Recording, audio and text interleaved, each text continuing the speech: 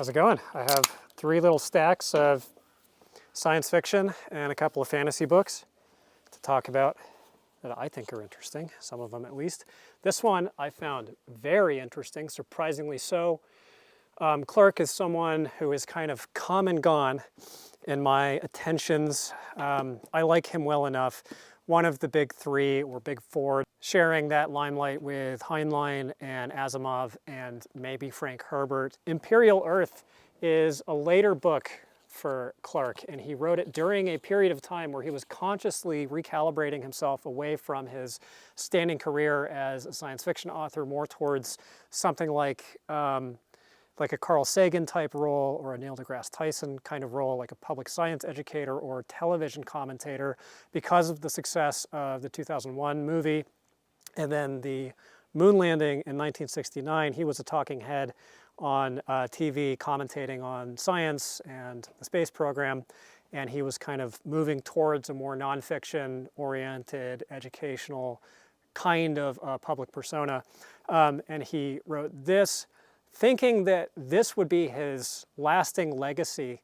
He, before he died, claimed that he would probably be remembered best for The Fountains of Paradise. Interestingly, the novel that came after this one. Of course, he is best remembered for 2001, and also the novel that he published right before this one, Rendezvous with Rama, which is currently being turned into a movie by Denis Villeneuve, the guy who's done the Dune movies. I was going to call them reboots, but they're not really, unless you count the David Lynch movie. I guess we will. I guess it's a reboot. I don't know.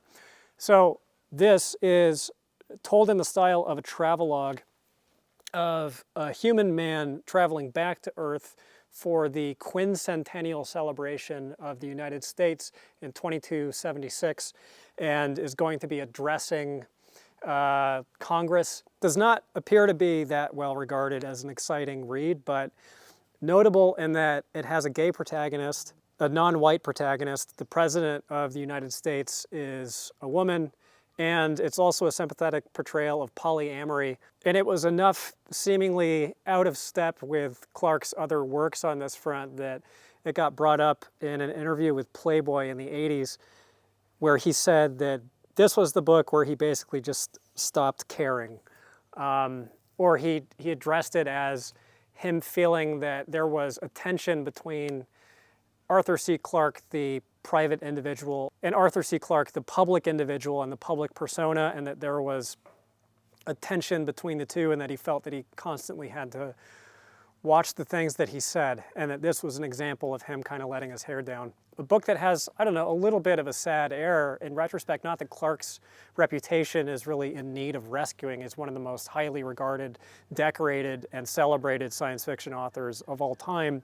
But it is interesting that there is that disconnect between his esteem for the book and the fact that it's currently just rarely talked about, if ever. I don't think I've ever heard anybody bring it up. And then, much less illustriously, we have Irving A. Greenfield's Waters of Death, a book that people seem to be trying to kill through their keyboards while they review the book. Greenfield is kind of an interesting author in that he was pretty prolific. He's best known for a novel that he wrote that I don't think is genre fiction called Ancient of Days. And outside of that one, he had one other hit. I can't remember the title of it, but he published over 300 books. This is one of his science fiction books, and people say it is just god-awful. They say it's completely incoherent. It is wildly misogynistic, even for the time. And the premise sounds kind of interesting. It's a dystopian future where Earth is gripped by food scarcity, and the only way that the species can be fed is by cultivating sea vegetables underwater in aqua farms. And there's some kind of to-do, some kind of political situation around the farms, some kind of power struggle, I don't know. People basically are just like... Then we have The Swords of Lankhmar by Fritz Leiber. This is book 5 in the Fafhrd and Grey Mouser series of collected short stories. Has a really pretty Jeff Jones cover. I've read the first Fafhrd and Grey Mouser collection called Swords and Deviltry, and I liked it well enough. The Fafhrd and Grey Mouser stories are important because they're some of the most famous sword and sorcery stories, and also Leiber is credited with terming the phrase sword and sorcery. This is like, iconic fantasy material. Iconic enough that he was actually able to live off of the proceeds of a sale of the Fafhrd Grey Mouser mythos to TSR, which is the company that published and publishes, no, that's not true. It's Wizards of the Coast. I think they're different companies. Dungeons and Dragons. This is very much an Appendix N book or series of short stories based actually off of Fritz Leiber and another friend of his named Harry Otto Fisher, who is another science fiction and fantasy writer. Big influence on Joanna Russ and her Alex stories, which foolishly I had a copy of a collection of and then sold it, and I've been looking for a copy since. And actually Alex makes an appearance in some Leiber-authored Grey Mouser. In fact, the Cats are co-hosting.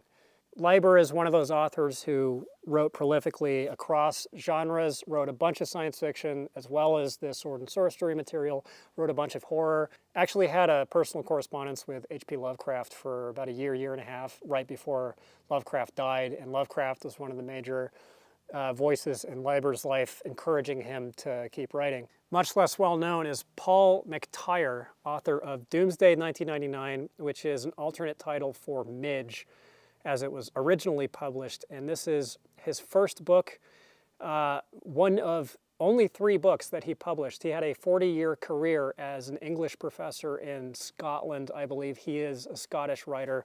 And this has an interesting kind of provenance, I guess, or reputation in the way that it's reviewed. It's a science fiction story told in the style of the pulp war novels like World War II and Korean War novels that were really popular in like the 1960s, and written with that pacing and sensibility and kind of grittiness, but also apparently deceptively literarily serious.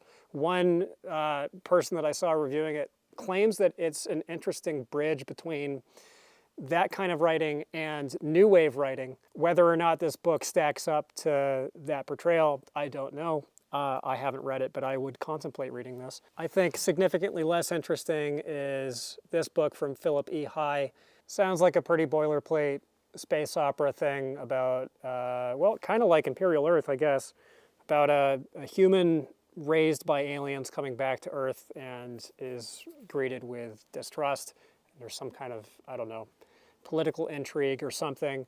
Philip E. High was actually, I think, fairly popular during his heyday when he was publishing a bunch of stuff, but has since sort of drifted into obscurity. He was a British writer, died in 2006, published 14 books. This was the first of them. Seems skippable to me, but you let me know if I'm wrong. And then we have Quest of the Three Worlds by Mr. Cordwainer Smith. 2 alternate covers of the same book. I've always been partial really to both, but this is an all-timer for me. Unfortunately, somebody wrote on the cover. It's a collection of, I believe, 4 short stories that are technically instrumentality stories, but there's some confusion as to whether or not they really are because it's not as explicit. Noted for being even more conspicuously Christian than much of his other work. Also of mixed reputation and mixed response.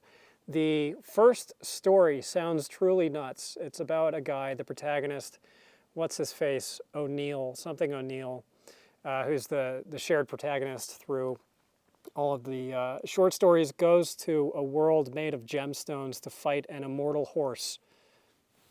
I'm sure it is at least interesting. I cannot imagine that Cordwainer wrote anything that was not, at the very least, interesting, even if it wasn't ultimately great. Mack Reynolds is Rolltown. Reynolds, super interesting character. I've never read him, but he's high on my list, TBR'd. Notable for being a science fiction writer that had a seemingly monomaniacal focus on socioeconomic speculation. He was a lifelong socialist, born into a family of committed socialist activists who apparently all referred to one another as comrade, was enormously popular during his time, just doesn't really get talked about that much anymore.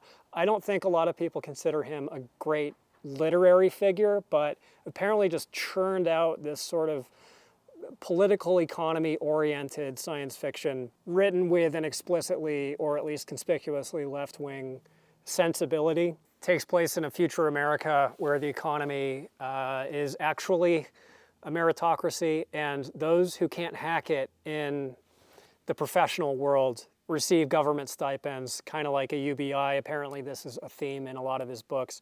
And some of the people who receive the UBI form these big enclaves, these big wandering caravan communities of like hundreds of mega vehicles, travel around the country and then make their way down into Mexico, where the Mexicans are irritated by their presence. It's culturally and economically disruptive, and also they are annoying because they follow this like New Age religion, apparently not regarded as a super great book, but to me at least, it resonates. That seems like an interesting book. I don't know exactly what Reynolds' book I will read first, but I will be reading him probably very soon. Leigh Brackett's The Sword of Rhiannon. This is a planetary romance that is considered one of the great planetary romances in the Edgar Rice Burroughs tradition. I think I'm going to be reading Princess of Mars pretty soon because of its historical importance and because it is a book that will unlock a lot of other books that I'm frankly a little bit more interested in, such as this one. This is considered Brackett's like ERB masterpiece. An archaeologist enters the tomb of the ancient god Rhiannon and is transported into Mars's distant past when it was an ocean planet ruled by quote-unquote the Sea Kings, which was this book's original publication title. It has a genuinely just beautiful cover in the old ace. And Brackett, I've read one of the Eric John Stark of Mars, Outlaw of Mars collections, and it was just great.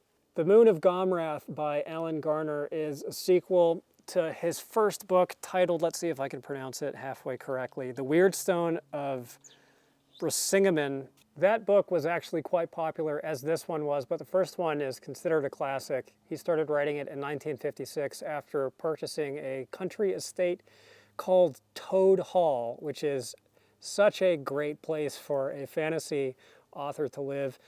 Is best remembered for writing children's literature and also fictional retellings of British mythology. Most of his work takes place in the Cheshire region of England, where he is from.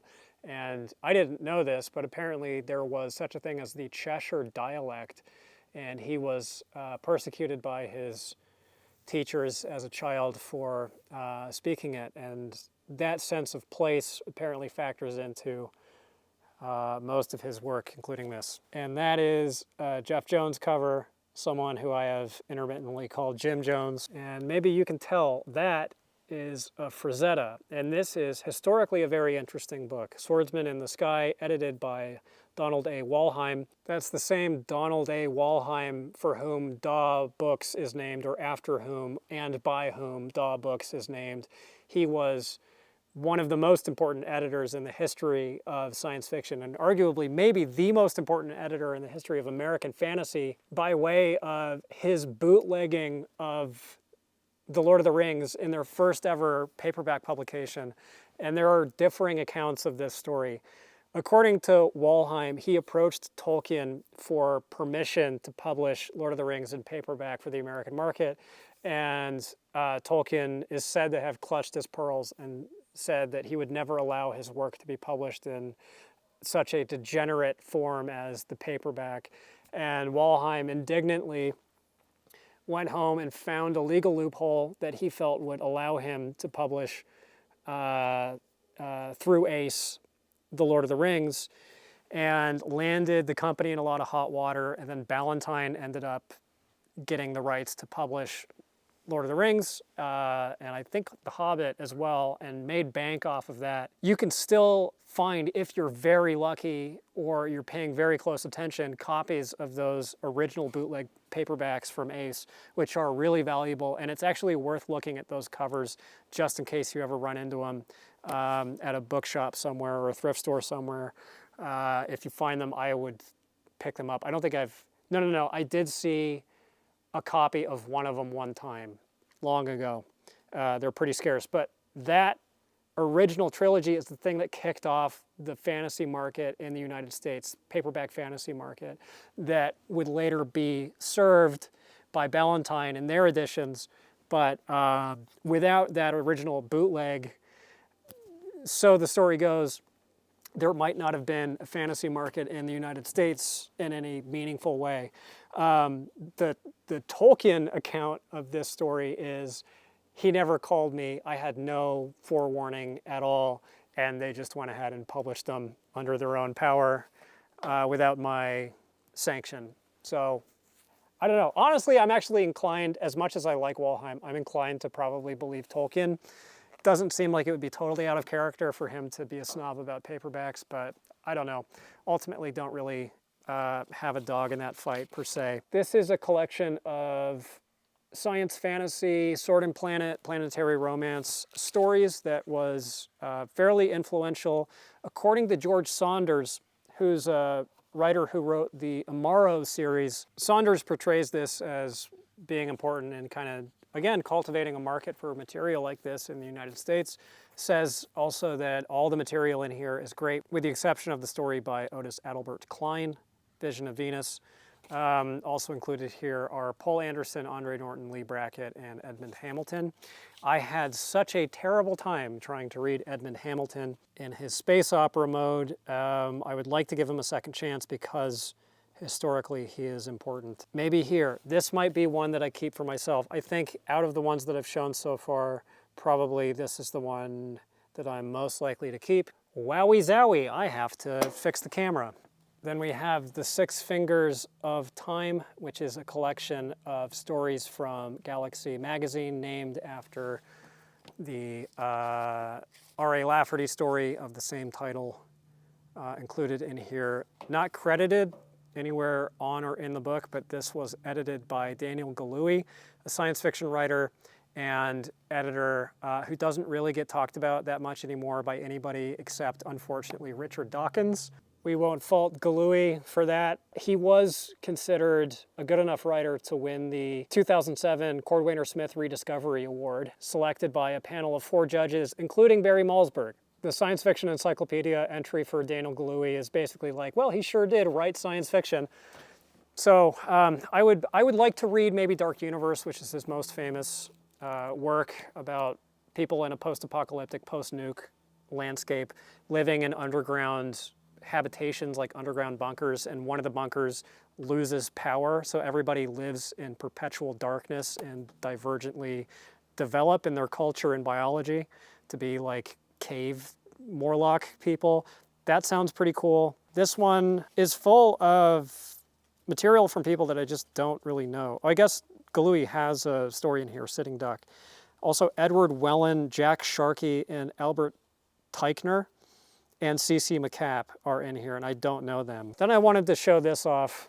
This is a pretty scarce copy of the first Elric collection, written obviously by Michael Moorcock, notable in that it has the Michael Whelan cover. This is not a super common book. Really, if you come across any Elric material, especially from this original run, you should probably pick it up, especially if it's in a vintage paperback like this, because they're all kind of valuable, they're all kind of scarce. It's some of Moorcock's most famous material. I have to decide if I want to keep this, if I want to hang on to this, or let it go, if I want to sell it on a Whatnot auction. I'm probably going to sell it just because I have a 90s edition of this. I don't remember the name of the artist, but with the white border and all the runes and stuff around it, I have a matching set. I got very lucky and found it. So I don't feel especially attached to this, even though it is a Whelan cover, and I like Whelan covers. I'll probably sell it on an auction. This stuff, most of it, almost all of it, along with a bunch of other stuff that's not going to be in this video, will be available on a Whatnot auction. I run them pretty frequently, and if you sign up for an account with a link that I will give you in the pinned comment and in the description, they give you 15 bucks of credit that you can spend either with me or anywhere else on the platform. You can get a bunch of stuff. I've gotten a bunch of stuff, a bunch of fairly rare science fiction and fantasy books. I showed off a couple of them in the previous video. If you do buy on credit, you still have to pay shipping and tax. So it's not truly free, but I've been selling a bunch of books for between $3 to $5. So you can get something probably no guarantees, but probably quote unquote, scare quotes, free. And I haven't set the date and time, but that'll be in the, along with the link. And need to reset the camera once again. Love it. All right, check this out for a cover. Rod Serling's Triple W, Witches, Warlocks, and Werewolves. An all-timer cover, one of the worst ever. Sort of an interesting book. It's not ultimately edited by Rod Serling, or at least not entirely. It was ghost edited by Gordon R. Dixon. Serling, I guess, is just a lot more like hardcore of a guy than I had imagined him to be, knowing not a ton about him. He fought in World War II in the Pacific Theater, came home, and went to college to get his degree, and made cash in college working as a parachute tester for the American military, literally just strapping on parachutes and jumping out of planes and seeing if he died. And then they paid him $1,000 to test an ejector seat in a fighter jet that had previously killed 3 consecutive testers before Serling. And Serling said, well, I need my mac and cheese, so sign me up. Obviously lived, went on to work in radio, writing radio plays, and then pivoted to television, wrote a teleplay called Patterns that made his reputation, made him a hot commodity. It was a hit episode, regarded as a very important episode in the history of TV.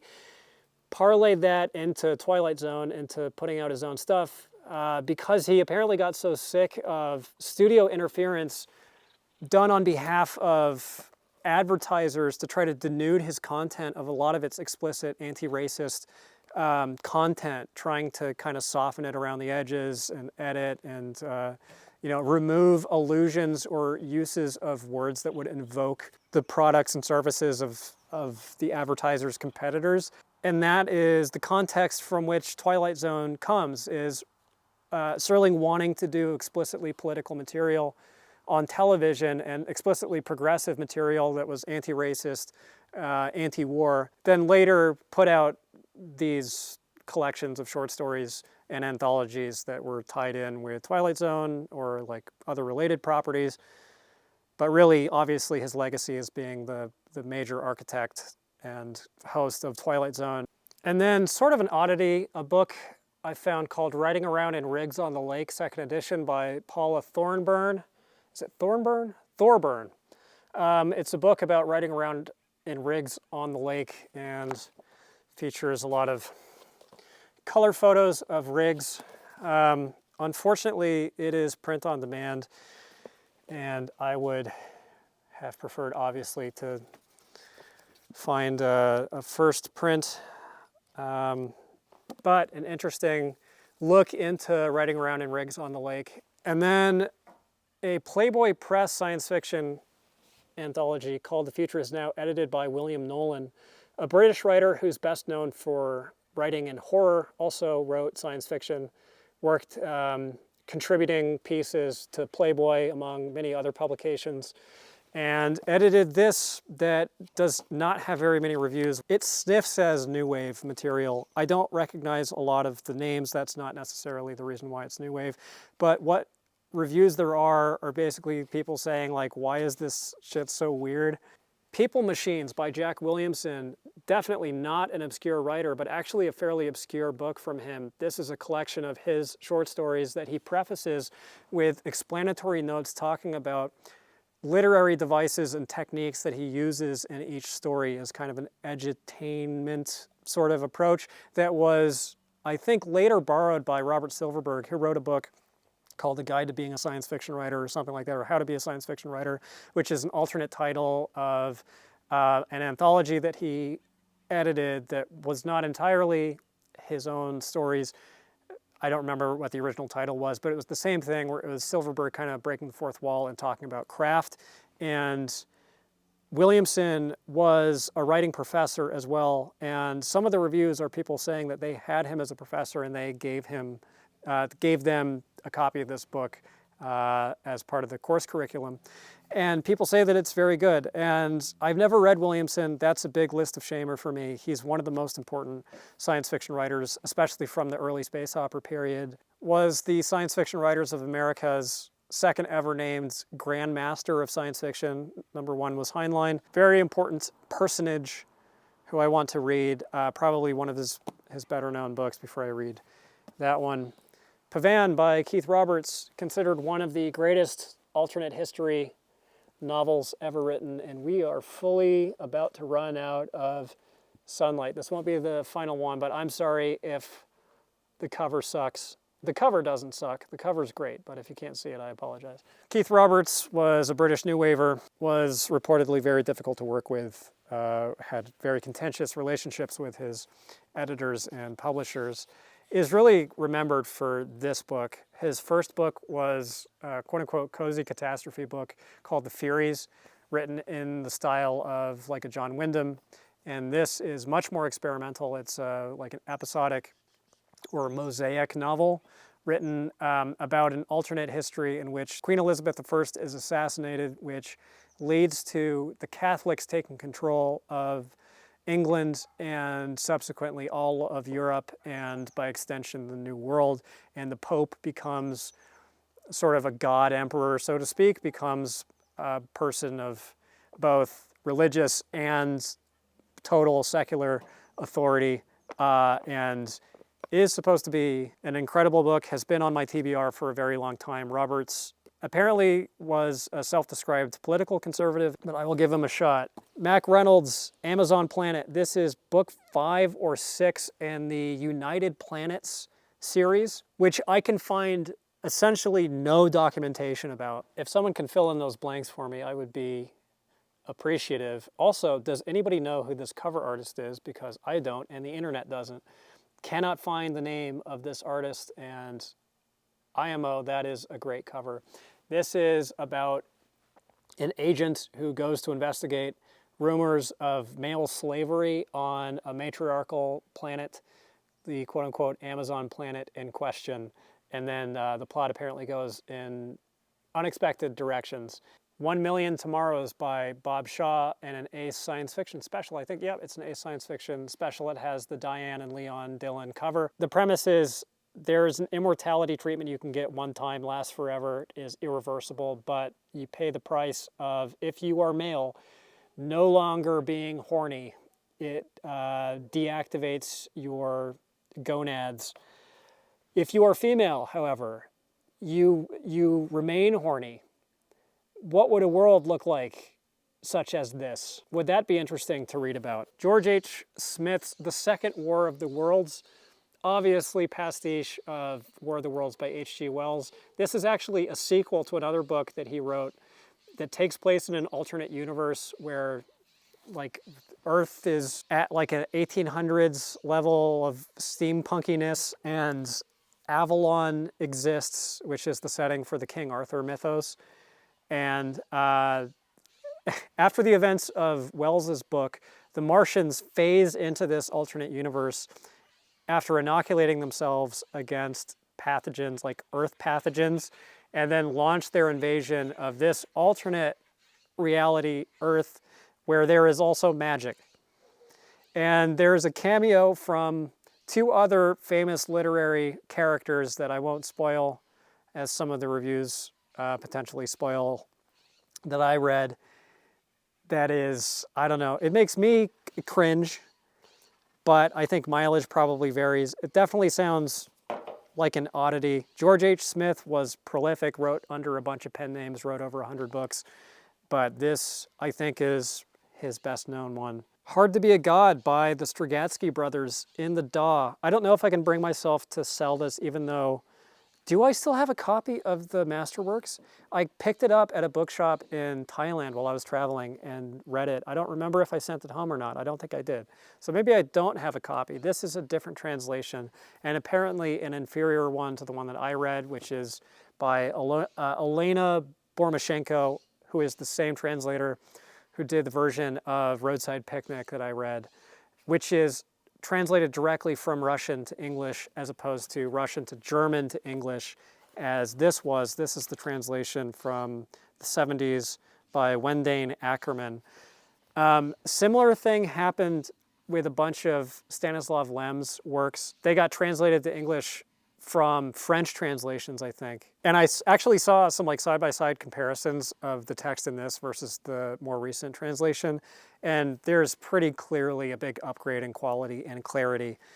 So if you're going to read it, I don't know, I haven't read this translation, but I would go for the Bormashenko. But one of their most famous books, I'm probably going to hang on to this just because Strugatsky books, even the reprints, even the contemporary printings, you just don't run into them very much outside of the masterworks. And in the US, you don't run into even the masterworks that much, for better or for worse. Aesthetically, I absolutely prefer these, but I think if you find Strugatsky books for a good price, especially if they're vintage, even if you don't end up reading them and you read more contemporary translations, I would still hang on to them because they're pretty scarce. And this book is great, by the way. Star Rider by Doris Passercia. Passercia is someone I'm very curious about. She only wrote for a period of about a decade. She stopped writing in 1983 and is sort of associated with the New Wave, not necessarily seemingly because of the writing itself, but just by proximity and by merit of how incredibly strange a lot of the stuff that she wrote was. She's considered a sort of like black comedy writer who wrote a bunch of stuff that heavily features aliens. There's also an edition of this available from the Women's Press, which typically is a good sign that the book is good. I don't think I've ever read a book that was at some point published by the Women's Press that wasn't excellent, including the Naomi Mitchison book that I talked about a couple videos ago that I will be reviewing here again. For the first time for YouTube, I did a Patreon review, but that book is really good. Obviously, the Joanna Russ books are great, and there's a Women's Press of this. This sounds completely nuts. It's a space opera without spaceships, is its claim to fame. Features a woman who rides around on a horse-dog hybrid alien creature that she has a psychic link with, and because of that psychic link, she's able to ride this horse dog through space to go exploring other planets. It's supposed to be completely wild. A lot of divisive opinions, a lot of people saying, I have no idea what I just read, which is another good sign that it's probably a good book. So I think that is probably an appropriate first Passercia for me to read. This is kind of an interesting one. It's Transmission Error by Michael Kurland, a book that I've sort of passingly been curious about just because of the cover. Kurland is still alive. He lives not super far from here, actually. He lives in San Luis Obispo in California and is most known as a detective fiction writer. This is a story kind of a la, what's the Thomas Dish one about teleportation? Echo Round His Bones. It's about a guy who's sentenced to be teleported to a prison, but accidentally is teleported to this alien world, along with two other prisoners, and they have to survive. And apparently it's full of like meta jokes about science fiction. It's hard to say like which direction my gut check points because there's just not that many reviews of it, but I guess interesting enough to maybe be worth reading, and also interesting in that it's another book where I have no idea who did the cover. There's no documentation of who this cover artist is, and I don't recognize them. And that's too bad because it's certainly a great cover. So also, if you know who did that one, I would be curious to learn. This is an interesting one. It's The God of Zuma, or Barsoom Revisited by David J. Lake. This is sort of pseudo-pastiche of the Barsoom novels. That's the Princess of Mars series by Edgar Rice Burroughs. Takes place in a future where the Edgar Rice Burroughs stories, it's our future. So it's like a metafictional thing where they discover a planet that looks a lot like the Barsoom of the Edgar Rice Burroughs stories. So they name it Barsoom, and there's like sword-wielding aliens on it. And it's sort of apparently like a deconstruction of the genre. I don't know. This is what people say. People say that it's slightly misleading, that it's not as Barsoomy as the jacket copy would lead you to believe. It does have the amazing Don Maitz cover. Don Maitz solidly my number 2 for cover artists behind Wayne Barlow. He tends to draw these covers with like the central justified heroic figure with the like lateral symmetry. And I just love his style. David J. Lake is an interesting person. Born in India, became a British citizen, and then moved to Australia, became an Australian citizen. Some people reporting David Lake packing this with racial slurs, and apparently the ending is anti-multiculturalism based. City Wars by Palumbo, Dennis Palumbo, another writer of mostly detective fiction who transitioned away from fiction writing and towards writing nonfiction about psychology and working as a clinical psychologist. This, I think, is his first science fiction book. It's certainly the only one invoked in the Science Fiction Encyclopedia entry about Palumbo. Another book that people seem to want to eradicate from the earth when they review it. Very split opinions. People either love this book as a great, I don't know, piece of sort of like dour world building, post-apocalyptic story about Chicago going to war with New York, which sounds a lot to me like the Kornbluth story about Denver going to war with another city, launching nukes at another city. I don't remember the title of that story. Kind of a similar premise. And then a lot of people saying, I really wish that this book didn't exist. I think just on the grounds of it being poorly written, but I don't know, I haven't read it. It has a cool cover of downtown Chicago. We have a book called Agent of Terra #1, The Flying Saucer Gambit, written by Larry Maddock, who wrote 4 of these books about time-traveling James Bond guy who has an alien sidekick who is Odo from DS9, is this shape-shifting protoplasm thing, and they travel around fighting an evil organization trying to destroy the world. In Earth's past, I wouldn't hold out a lot of hope for that book, but a lot of people saying they read it when they were kids and it's important to them. So could be fun. And then I will show this off too, speaking of Cordwainer Smith, the blue and chartreuse edition of Norstrilia, which is less common than the orange one. This is really the only Norstrilia cover that I really like. The orange one is also cool and it's the same art, but aesthetically it just isn't as good as this. This is his only novel, although some people also consider the other one that I showed you to be a novel, Quest of the Three Worlds, and this is sort of packaged as such. But this is a fix-up of the Planet Buyer is the first one, and then the Under People is the second half, first half and second half. If you like Dune, if you want a new wavier version of Dune, then I would be seeking out Norstrilia. It's a good book. It was on that my big top 15 video, the one from 2 or 3 years ago. So obviously I like it. I think it stands the test of time, and it is an incredibly bizarre book, and we're about to run out of light. So I have to pick and choose the last few I want to show. I'll just show you that one.